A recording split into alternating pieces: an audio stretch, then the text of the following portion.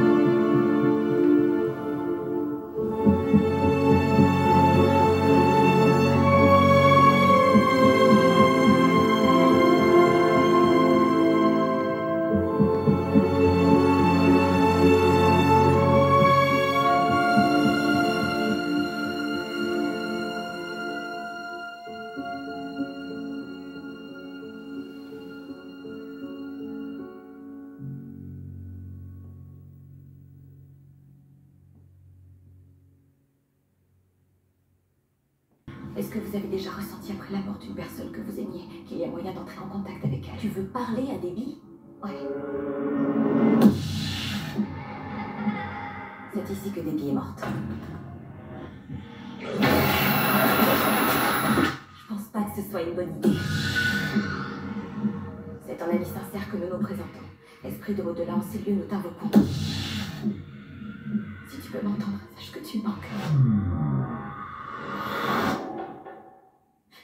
Ouais, c'est bon, qui l'a fait bouger là? Sarah, arrête, c'est pas moi qui l'ai poussé. Ça donne « l'ami ». Ça me fiche la trouille, ça suffit, maintenant on arrête. Il fallait à tout prix que je filme ça. Debbie a trouvé la planche chez elle et il a réveillé une force. Cette chose nous hante. Y a quelqu'un? Il s'occupera de chacun d'entre nous, à qui il tourne.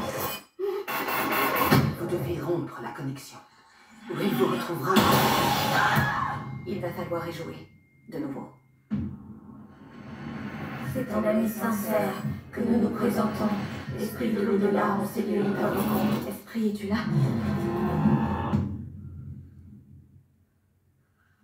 Tu as tué Debbie! On arrête aujourd'hui maintenant! C'est pas réel, ok? C'est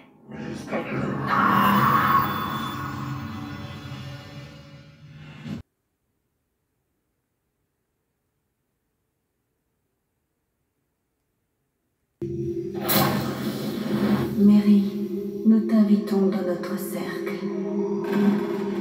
Si c'est toi, éteins les bougies. Oh Seigneur.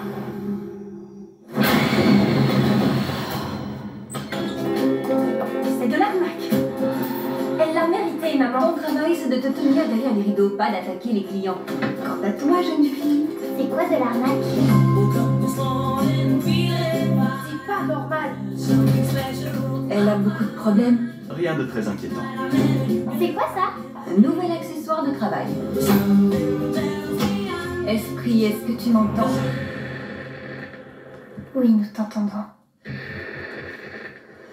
Et on peut te voir aussi. Doris, à qui est-ce que tu parles? Papa, est-ce que t'es là? Tu es qui?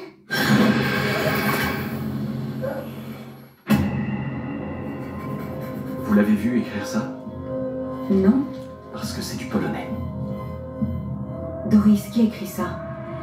Je vais te montrer. Es-tu là? Il se passe des choses qu'on ne peut pas comprendre.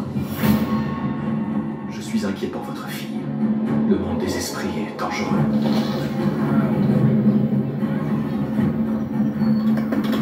Qu'est-ce que tu fais? Je fais rien, arrête!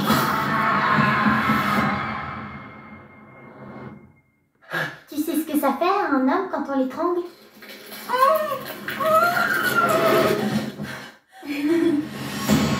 Doris est devenue bizarre. Ta quelle fille est phénoménale. Je pense qu'elle canalise des puissances dont nous ignorons tout. Doris?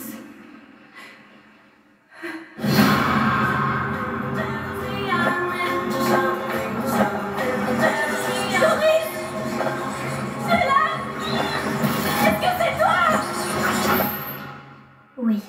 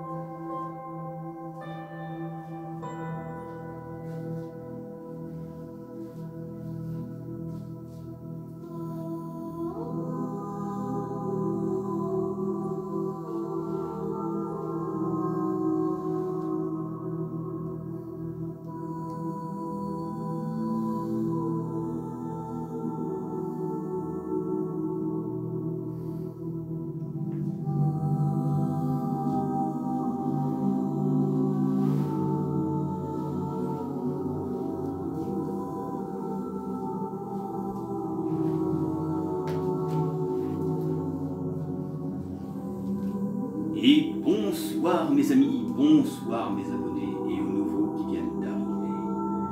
Ce soir, nous allons parler de Ouija et de deux films. Un qui est sorti en 2014 et la suite du film de 2014 qui est sorti en 2016 pour comprendre ce qui s'est passé avec la famille exactement qui se déroule en 2016, du film du 2016.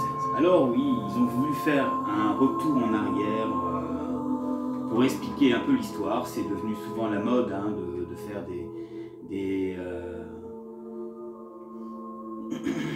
requels, peut-être, on peut appeler ça comme ça, hein, comme ils ont fait pour pas mal de trucs. Et bien sûr, le Ouija, qui est quand même, ils disent que c'est un jouet, mais non, c'est pas un jouet. C'est quelque chose qui peut être dangereux si, bien sûr, vous ne manipulez pas ça convenablement. Hein, car il peut se manifester des choses de l'au-delà, si jamais vous essayez de communiquer avec un proche qui vous manque, une amie, mais si vous ne maîtrisez pas bien et que vous n'êtes pas bien accompagné pour ce genre d'expérience, malgré que les scientifiques disent que c'est impossible, et pourtant, mes amis, croyez-moi que le Ouija, il y a possibilité de communiquer avec les morts, entre notre monde et le monde parallèle des morts, mais si vous ne le faites pas correctement, ou que vous n'êtes pas suivi par quelqu'un, par un professionnel, et bien là, ça peut mal tourner pour vous. Hein, vous pouvez rencontrer un esprit malin, ou un esprit joueur, ou peut-être des fantômes du passé qui appartenaient à une vieille maison et que vous avez réveillé, soit parce qu'ils ont été torturés, soit parce qu'ils n'ont pas trouvé le repos. Et si vous ouvrez une porte pour les faire se manifester, pardon, et bien là, vous êtes vraiment très mal barré, hein, et surtout s'il y en a un qui prend possession de votre corps, comme la petite jeune fille blonde que vous avez vue. Hein, voilà. C'est pour ça que pour les jeunes qui veulent jouer à ce genre de jeu, je vous recommande d'être bien accompagné, hein, voilà, si jamais vous voulez faire ça, hein, ou alors ne le faites pas du tout. Mais étant donné que vous êtes curieux, je ne serais pas étonné que vous tentez le coup pour essayer. Voilà. Mais réfléchissez quand même à 2 fois avant de vous lancer dans ce genre de délire. Moi, il y a quelques années, j'avais fait ça hein, avec ma cousine. Il s'est manifesté quelque chose, hein, et on voulait parler à mon grand-père qui était décédé, et on l'a fait un soir dans une grange, hein, en pleine campagne, et il s'est passé quelque chose, et je m'en souviendrai toute ma vie, ma cousine aussi, hein, donc on n'a pas essayé d'aller plus loin, mais vu ce qui s'était passé, on a réfléchi à 2 fois. Après, j'ai fait d'autres expériences dans ce domaine, mais là, après, c'était plus sérieux et je maîtrisais mieux les choses. Voilà. C'est pour ça, faites attention si vous vous amusez à ce genre de jeu, car ça peut se retourner contre vous et vous porter préjudice.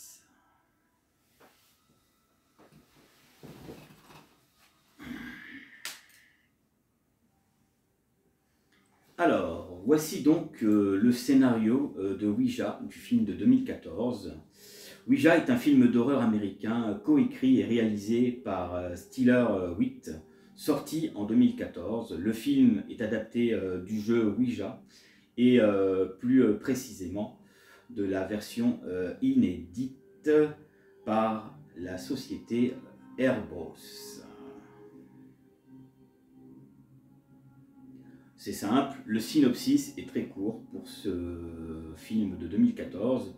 Un soir, Debbie Galandi se suicide après avoir retrouvé sur son lit la planche Ouija qu'elle avait brûlée quelques minutes avant. Quelques jours après, sa meilleure amie Len Moury retrouve la planche et décide de l'utiliser avec quelques amis pour faire ses adieux à Debbie.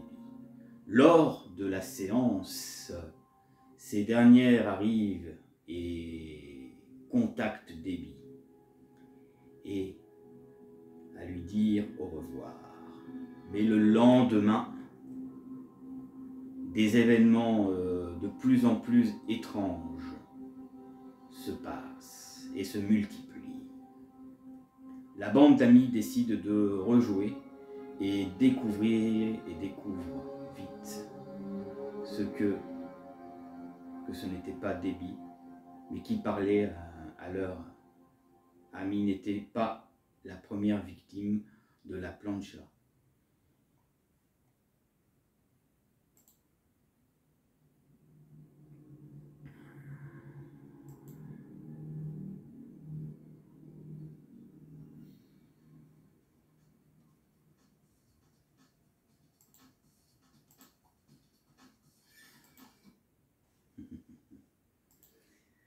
Alors, où est-ce que j'en suis? Leur ami n'était pas la première victime de la planche. Ils vont donc devoir faire face aux deux fantômes très dangereux et tout faire pour les renvoyer de l'autre côté avant d'être exécutés, un par un. Mais dans cette première version de 2014, bien sûr, il y a des morts. Il y aura des survivants, mais il y aura aussi des morts. Ça, c'était donc pour le synopsis de 2014. Les bandes-annonces que je vous ai passées tout à l'heure, c'était justement la bande-annonce de 2014 et la bande-annonce de 2016. Et avant de vous parler quand même de ce deuxième volume qui s'appelle Ouija, les origines du mal, qui est en fait un préquel de la version 2014 où vous comprenez exactement ce qui s'est passé avant. Voilà. Et oui, donc c'est devenu la mode de faire un truc comme ça. Voilà. Alors, donc c'est sûr que ce n'est pas terrible quand on arrive à un truc pareil. Alors, maintenant, laissez-moi un peu vous parler du Ouija. Qu'est-ce que c'est exactement et depuis quand ça existe? Et dans lequel c'est un outil qui peut être dangereux à utiliser aussi. Vous pouvez peut-être prendre ça à la rigolade, mais il faut faire très attention car ça peut être dangereux. Et si vous voulez éviter que ce genre de catastrophe horrifique vous arrive, comme dans le film, même si pour vous c'est de la science-fiction, ou pour les scientifiques c'est pas possible, croyez-moi que dans l'occulte et dans l'ésotérisme, auquel je connais et je pratique un peu à l'époque, et bien croyez-moi qu'il ne faut pas se fier aux apparences, qu'il y a bien des choses qui se passent. Et c'est à vous de faire très très attention. Voilà. Voilà, voilà. Le Ouija, prononcé Ouija en français. En anglais, on le dit Ouija. Voilà. C'est une planche censée permettre de communiquer avec les esprits. Elle fait partie des instruments de psychographie indirecte selon les spirites. Le Ouija est une planche sur laquelle apparaissent des lettres de l'alphabet en latin. Les deux chiffres arabes, ainsi que les termes oui, non, bonjour et au revoir. Ça, ce sont des choses que vous devez retenir si jamais vous faites une expérience comme ça. Hein. Le faites jamais seul, surtout. Le faites jamais seul, parce que si vous ne maîtrisez pas, il pourrait vous arriver quelque chose. Si vous êtes en bande, oui, vous pouvez le faire, mais surtout, respectez les consignes et surtout, ne séparez jamais les doigts de votre flèche. Hein, ne quittez pas le cercle, car ça peut être dangereux aussi. Voilà. Et après que vous avez interrogé l'esprit qui aura eu le courage de vous répondre, si vous ne tombez pas sur un esprit malin ou autre, et ben du coup,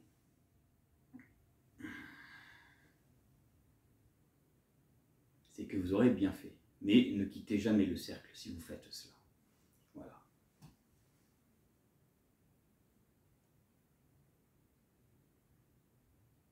Voilà.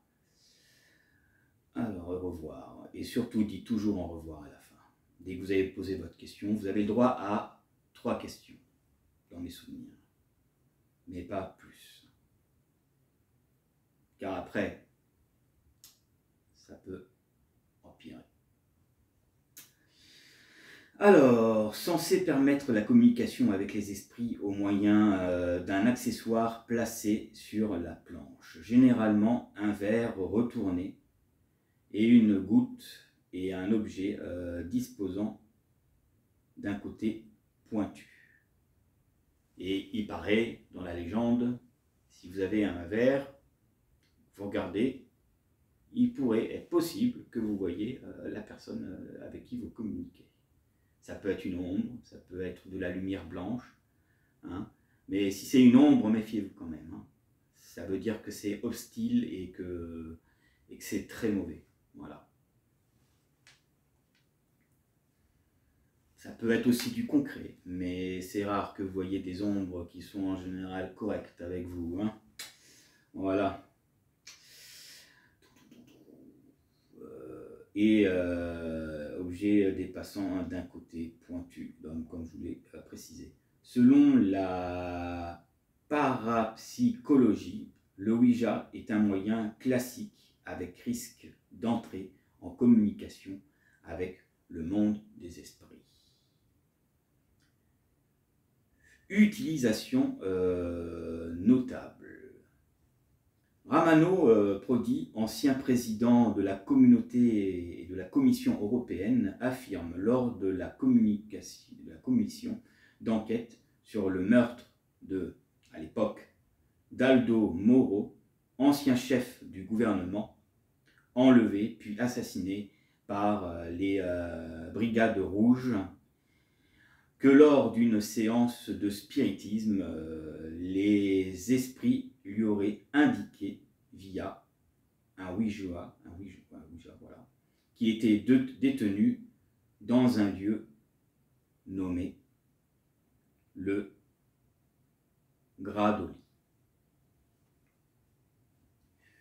Une descente de police dans le village de Gradoli, après de vertèbres ne sont rien, mais il est révélé plus tard que Moro avait été détenu justement à la rue Gradoli à Rome.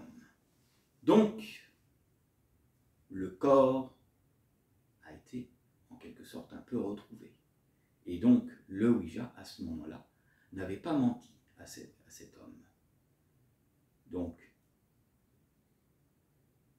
c'est très important. Maintenant, néanmoins, d'après The Independent, il ne s'agissait que d'un stratagème pour dissimuler sa réelle source, probablement un membre des Brigades Rouges, afin de le protéger. Donc, voilà, là, il y a confusion, ça prête à confusion, et là, on se pose des questions. Critique et sceptique. Le phénomène a été critiqué par de nombreux scientifiques comme étant un canular lié à l'effet endomoteur, voilà c'est ça. C'est-à-dire que les participants déplaçaient le verre ou la goutte sans le savoir, car leur conscience a envie de communiquer avec les esprits. Différentes études ont été menées reproduisant des effets de la planche Ouija en laboratoire et montrant que les sujets déplaçaient le verre ou la goutte. La goutte, c'est la flèche que vous voyez avec le verre autour. Pas le verre qu'on boit, hein, mais le petit verre en cercle sur la flèche. Voilà, pour ceux qui ne le savent pas. Je précise. De façon involontaire. Une session caractéristique se déroule avec la présence d'au moins 2 personnes posant la main sur la planche. Il n'est alors pas nécessaire d'exercer une pression forte pour la faire bouger. Et participants peuvent même ne pas s'en rendre compte. Quand même. L'anticipation des mots à terminer, proche de l'effet chaîne de Markov, se montre par suivi des yeux. Les croyances paranormales et surnaturelles associées au Ouija sont critiquées par la communauté scientifique, qui la considère comme une pseudo-science. L'action sur la planche peut être expliquée par des mouvements inconscients. Des personnes contrôlant la goutte, ce phénomène s'appelle l'effet idéomoteur. Donc il pourrait peut-être un peu avoir de magnétisme, hein, ou alors quelque chose de caché qui a un aimant ou un moteur qui pourrait l'activer. Mais pourtant les gens sont sceptiques et pourtant, même si les gens sont sceptiques et les scientifiques sont sceptiques, eh ben, il y a des phénomènes vraiment qui se sont passés comme ça. Et des fois, ça tournait même au cauchemar. Et c'était terrifiant. Voilà. Il faut savoir que dans la culture, la littérature, Le Fléau de Stephen King, c'est ainsi que Randall Flagg se manifeste pour la première fois. Et sa fiancée, hein, voilà, ça c'est dans un des films, hein. Il faut savoir que le Ouija a été dans plusieurs films, hein. Là je vous dis quelques titres, hein. Voilà, je ne vais pas tous les vous mentionner, hein. Et après je vous parlerai du synopsis de ce scénario 2016, mais je vous montrerai quand même un extra avant. Voilà, Le cercle meurtrier d'Alexandre Sokolov, voilà. La solution symbiose de Renaud Benoît, Journal d'un vampire, tome numéro 3, de L.J. Smith, hein. Un long silence de Mika Grimoire, À la recherche du temps perdu de Marcel Proès, dans les célèbres épisodes de l'appel de la grand-mère à dénoncer. Le narrateur comparait le téléphone ou une planche magique. Et 5h25 d'Agatha Christie. Voilà. Voilà quelques titres de films que je peux vous dire. Par exemple, on va parler encore cinéma, L'Exorciste de 1973. La jeune Regan Magnell communique avec le démon Pazuzu à l'aide d'une planche de ce type, en pensant qu'il s'agit du capitaine Holdy, personnage inventé, après quoi Pazuzu la possédera forcément. Voilà.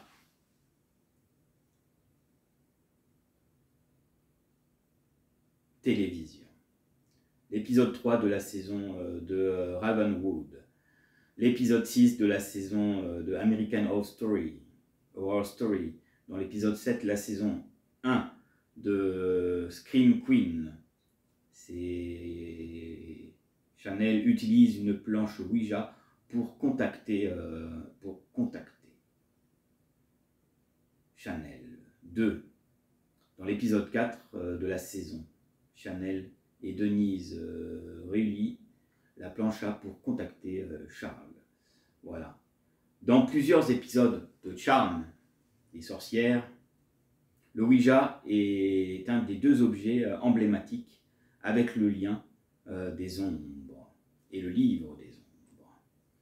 Et commence la série. Il guide les sœurs vers le livre qui libère leur pouvoir, la plus puissante formule de protection des 3 sorcières est d'ailleurs gravée au dos de la planche, plutôt qu'inscrit dans le livre.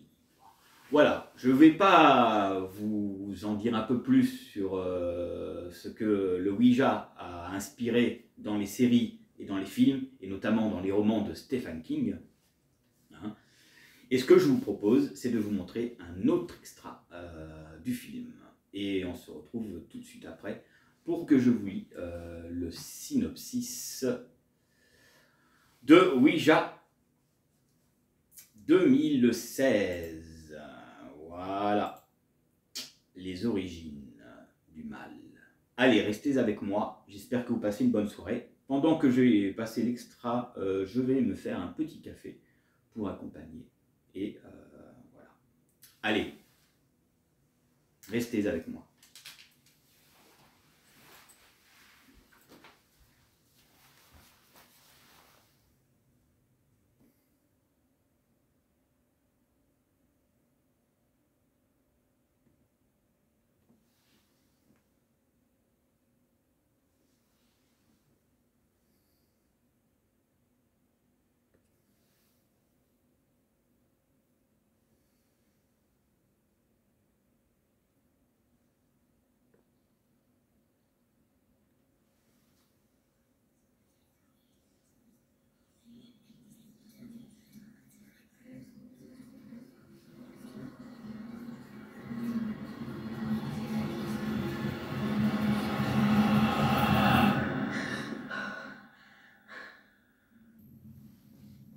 C'est ici que nous sommes morts. Notre Père qui est aux cieux. Je ne vois pas cette maison, mon père. S'il la voyait, aucun de nous ne serait encore ici. Vous n'êtes pas Doris. Est-elle encore là?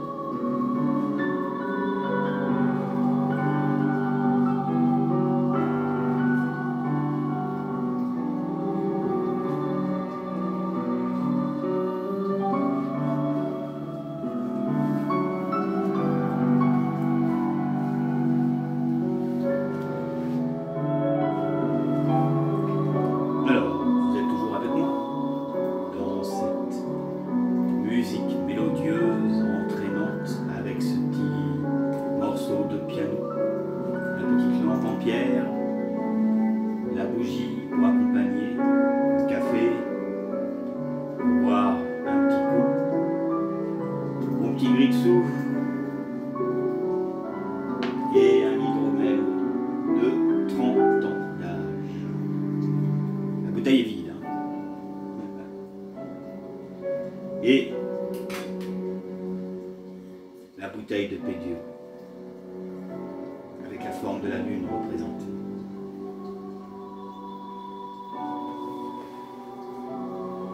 J'aime bien pour la déco.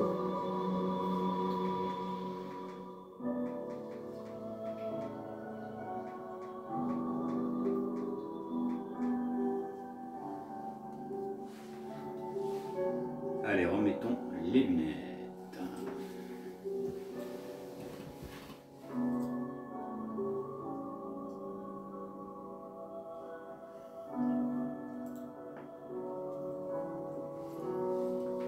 Ouija, les origines du mal.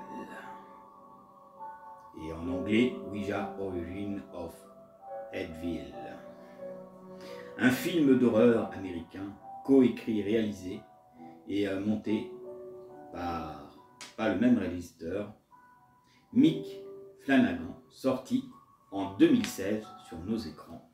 Il s'agit d'une préquelle du film Ouija, sorti en 2014, comme je vous ai expliqué, et adapté du jeu Ouija, et plus précisément la version éditée par la société Hasbro.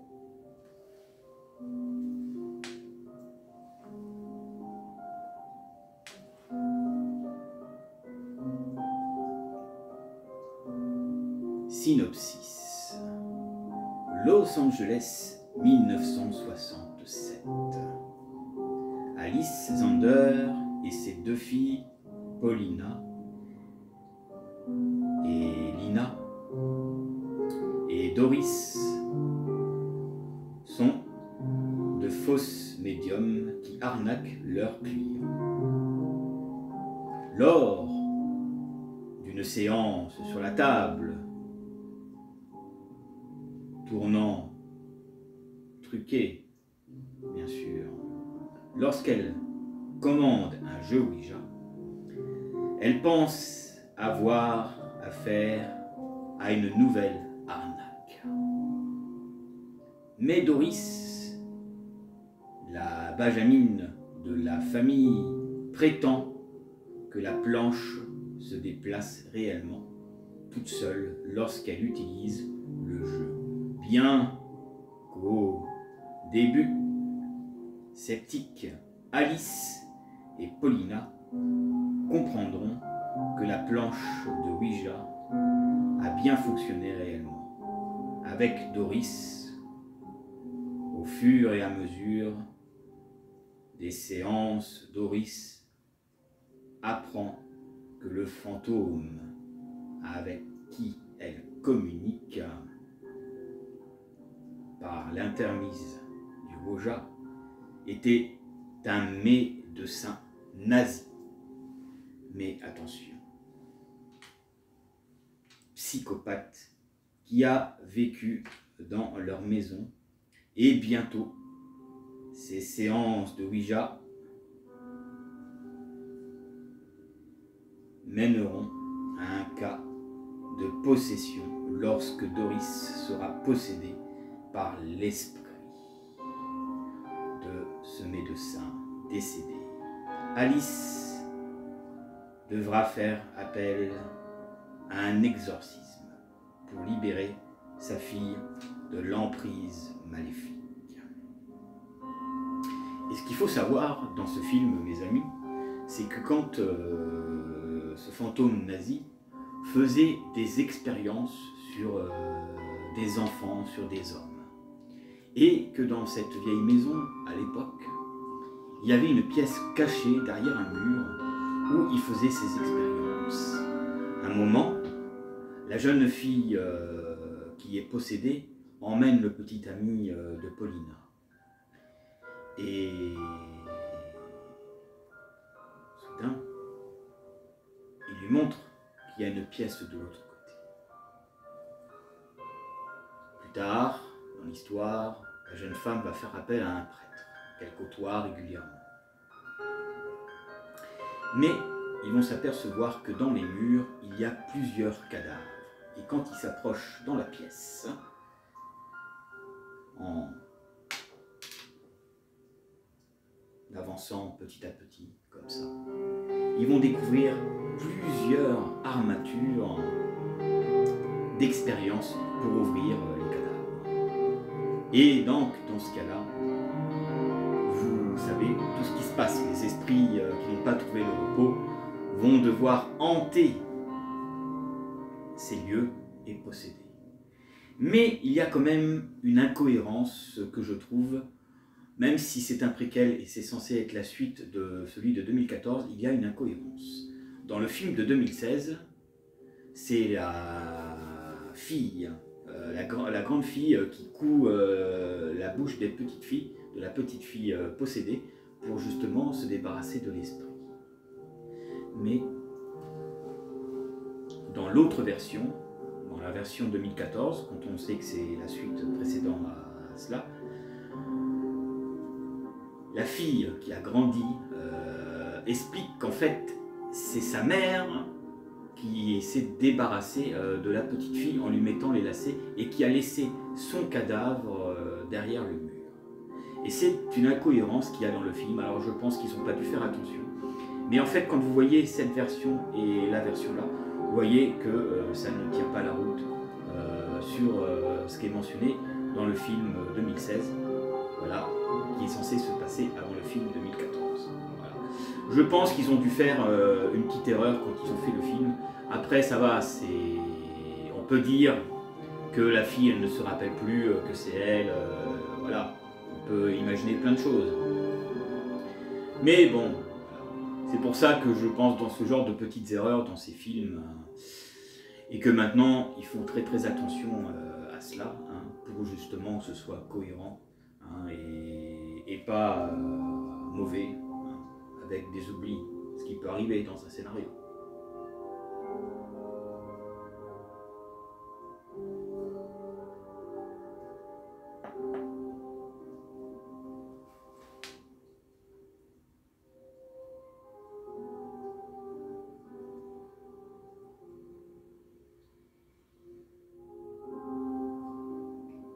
Voilà. Après, ce qu'il faut savoir, en janvier 2015, Universal Pictures annonce le développement d'une suite pour le film Ouija. Il est annoncé que ce deuxième volet se déroulera avant les événements du premier film et racontera l'histoire des fantômes du film avant leur mort. Il sera réalisé par Mick Flanagan, qui va écrire aussi le scénario avec Jeff Howard. Voilà.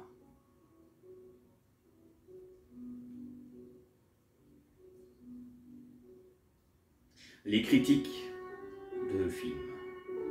Contrairement au premier volet, le film a reçu des critiques positives,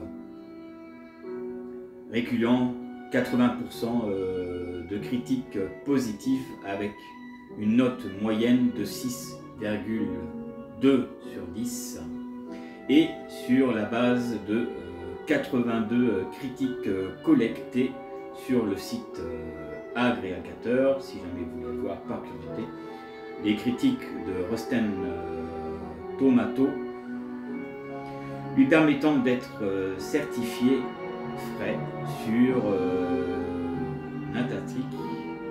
Voilà. Il obtient un score positif de 65 sur 100 sur la base de 26 critiques collectées.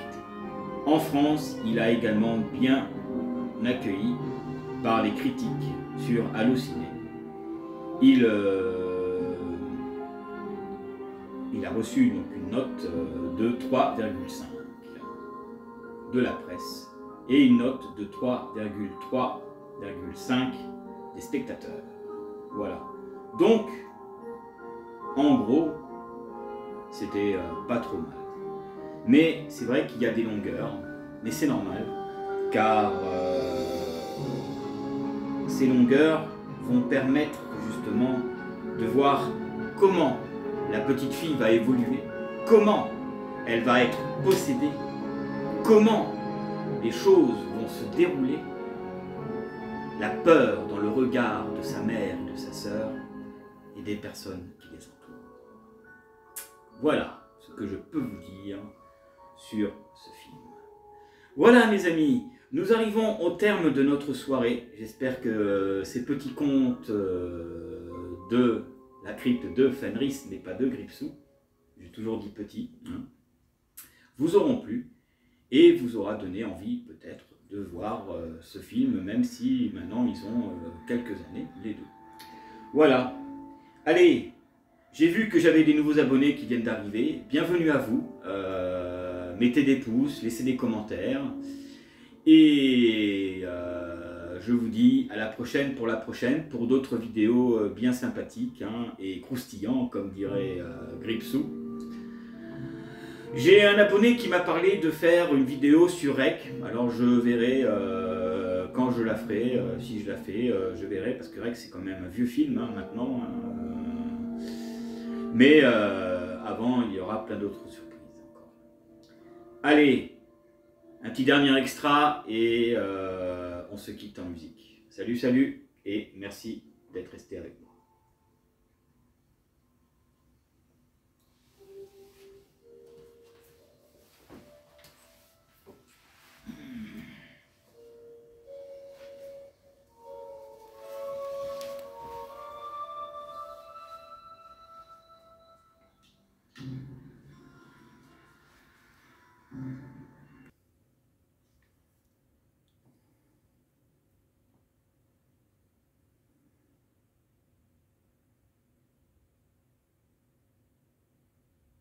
Avalée dans l'ombre d'un manche de crabe.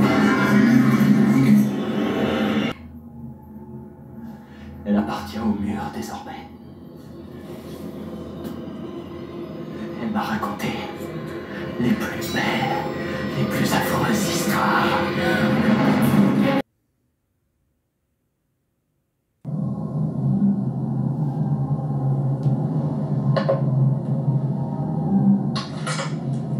Saviez-vous qu'un œil de poisson remplace un objectif à 180 degrés? Salut à tous les photographes en l'herbe. Ravi que vous ayez pu vous joindre à moi. Je parie que vous ne saviez pas que votre cadavre préféré était photographe à ses heures perdues. J'adore faire des portraits de moi-même en décor naturel, bien glauque et bien saignant, et zoomer ici et là sur des charniers de corps en putréfaction ou des vers de terre bien donnus. L'épisode putrique de ce soir, vous en doutez, est extrêmement négatif. C'est l'histoire d'un photographe qui perd l'inspiration et qui est prêt à presque tout pour la retrouver. Et quand je dis presque, vous me suivez. J'ai baptisé cette charmante composition Objectif Meurtre. Voilà ce que j'appelle une belle histoire d'amour. On dirait chuteuse, remplie de passion et de trahison et de peur. Et l'autre en nous qui se laisse peler par le bout du nez. Mais je vous rassure, les enfants, finalement, ça s'est plutôt bien terminé pour Buffy. Elle s'est trouvée un bon petit boulot sympa en rien de temps. Elle est mannequin vedette chez Aujourd'hui Canard.